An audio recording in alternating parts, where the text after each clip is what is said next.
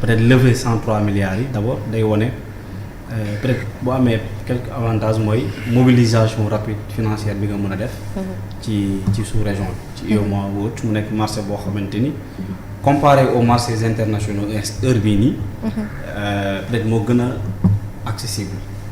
N'est-ce pas et aussi peut-être certes les marchés internationaux peut-être heure bii c'est beaucoup plus onéreux et autres mais ce que je veux dire. mooy que amuñu peut-être trop de choix lu dul dem la bi peut-être parce que tey je me dis 103 avec un taux boo xamante ni un taux de 8%. tey boo ko naree levé noonu c'est parce que am na benn confiance wala crédibilité boo xamante ni à relativiser boo xamante ni amatoo ko moo tax bu ñu lay labal dañu ci sera un taux élevé. te loolu dafa am un précédent dafa am lu ko waral jékki-jékki rek nekk ci situation bi certains diront que ni c'était l'ancien régime moo ñu dugal ci gudde bi. mais d'autres diront sax que tamit peut-être c'est certaines déclarations hâtives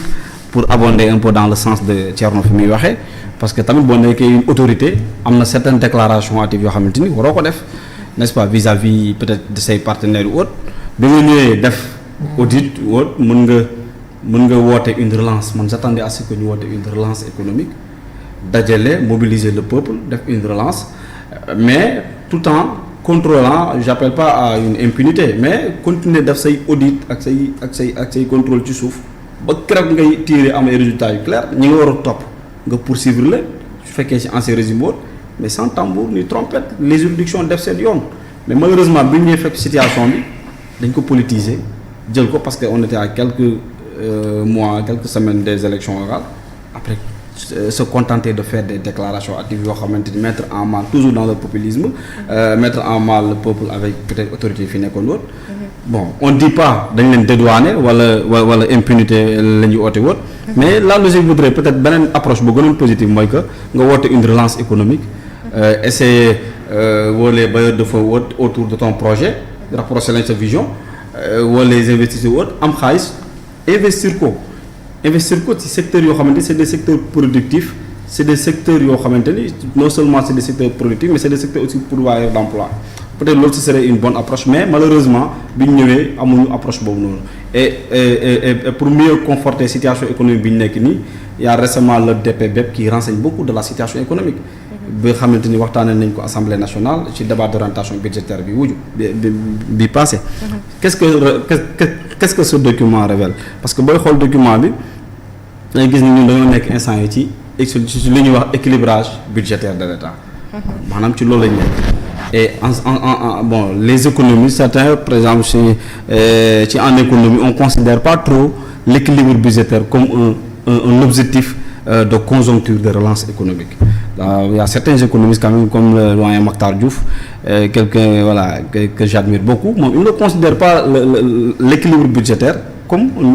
un objectif de relance économique. Les objectifs de relance économique c'est d'abord la relance économique, la création d'emplois, peut-être voilà l'industrie lourde donc mais équilibrage budgétaire ça se limite simplement à niveler le déficit budgétaire par exemple à un taux qui est le taux je pense qui est prévu c'est le taux de 3%. Maintenant loolu soo ko bëggee def il faut que peut-être nga yokk say recettes fiscales de l'autre côté nga jéem a wàññi say dépenses publiques et maintenant foofu laay taxaw tuuti ci recettes fiscales yi boo xoolee ce que le document a prévu c'est un taux de 21%, un taux qui est au-dessus du taux bi nga xam ne sax moom lañ prévoir dans la zone de l'UEMOA. Loolu ça renseigne une pression fiscale, un harcèlement fiscal même je dirais, n'est-ce pas, benn raquette fiscale boo xamante ni le gouvernement continue de le faire ci population et loolu c'est extrêmement dangereux parce que loolu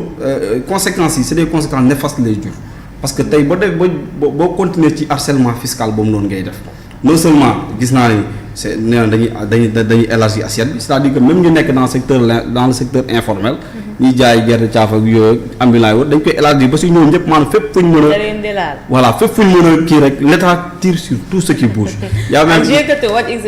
voilà ba si exhibit et tout maintenant c'est ce qu'on a c'est comme à l'image d'une fiscalité à la Lucky Luke quoi. Lucky Luke c'était le cow-boy de bande dessinée animée qui tirait même sur son nombre quand il se déplaçait quoi. Donc l'État tire sur tout ce qui bouge en matière de fiscalité. Et loolu c'est très dangereux pour une économie boo xamante ni dafa soxla relance parce que tey fisc yooyu noonu ngay imposer les entreprises elles seront obligées de revoir leurs effectifs. ak defar moo ñu daal di. dafa licenciement ak yooyu ñoo ciy topp. moo ñu daal di. et puis aussi donc fisc trop d'impôt tue d'impôt donc pour man ce n'est pas la meilleure solution. Mais en définitive man je dirais que sax en fait soo xool suñu état yi depuis 1960 ba léegi dafa am benn scénario classique boo xamante ni moom la ñuy répéter. Donc soo xoolee bu ñu ñëwee dañuy def gouvernement bu ñëwee day def un audit gis ni les caisses publiques sont vides. Et puisque les caisses publiques sont vides mu concocter peaufiner un plan boo xamante ni moom lay présenter au FMI bu ko présenter au FMI ne ko oui je suis conscient des efforts yi ngay def yaa ngi ci trajectoire bu baax bi et tout n'est-ce pas après à la suite de ça mu espérer am des crédits d'urgence yoo xamante ni FMI voilà daf koy décaisser pas pour investir dans les secteurs productifs ou le développement même mais crédit yoo xamante ni ça va servir juste à alimenter des fonds souvent politiques ou bien même à encourager des budgets de fonctionnement yoo xamante ni juste pour ci fonctionnement wu état rek ci gaspillage sax je dirais état lañ koy investiraat après soo paree ci loolu noonu tu fais encore appel maintenant au peuple nga woote des sacrifices yoo xamante ni peuple moom la ñu war a def à travers à travers fiscalité à travers quelques subventions yi ngay dindi woon muy bourse familiale yooyu soo paree 2 ans 3 ans xaalis bi defoo ko foo xam ne day juraat da nga ko def juste investir 2 ans 3 ans la crise s'accentue nga ñëwaat avec un nouveau programme ça c'est un scénario classique boo xamante ni depuis indépendance ba léegi scénario boo wax ni mooy amaat te si loolu lañ nekk. vous avez vu quand bi ñu ñëwee def nañ gis ni les caisses publiques sont vides ñu préparer un programme de redressement fiscal. présenté ko FMI ba léegi ñuy dàqante ak moom yaa ngi ci effort yaa ngi ci yoon peut-être prochainement peut-être dinañ amee ji décaissement wut mais su amee ba léegi ak contexte politique bi ñu nekk faut pas moom la bett que affaire de fonds politique et yu ñu mën ñu financer ko ci ay campagne électorale ci ay référendum ci ay kenn xamul maintenant de l'autre côté on envisage de continuer de presser les populations comme du citron ci à travers des fiscs wut pour que mën a rembourser cette dette là. Après d'ici 2 ans nga ñëwaat aussi avec un autre programme mais maintenant lii mooy solution bi encore donc c'est vraiment désastreux c'est vraiment écœurant de voir ça de la part de nos autorités donc situation économique bi actuellement relance économique lay soxla on a plus besoin une détaxation ça si je peux dire un peu souffler injecter l'argent fu secteurs yoo xamante ni c'est des secteurs yoo xamante c'est des secteurs pourvoyeurs d'emploi sànq maa ngi gis à la une bi ngeen def libération